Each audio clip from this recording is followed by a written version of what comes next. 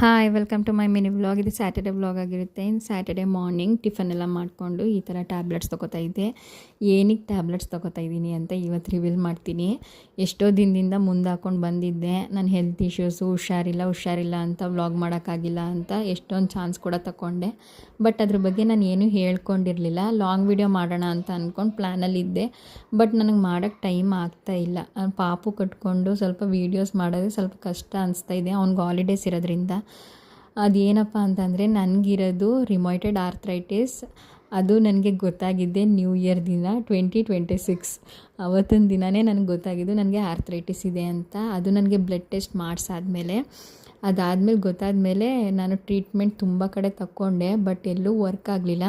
ಕೊನೆಗೆ ಇವಾಗ ರ್ಯೂಮಾಕೇರಲ್ಲಿ ತೊಗೋತಾ ಇದ್ದೀನಿ. ಅದು 3 ಇಯರ್ಸ್ ಟ್ರೀಟ್ಮೆಂಟ್ ತೊಗೋಬೇಕು ಅಂತ ಹೇಳಿದ್ದಾರೆ.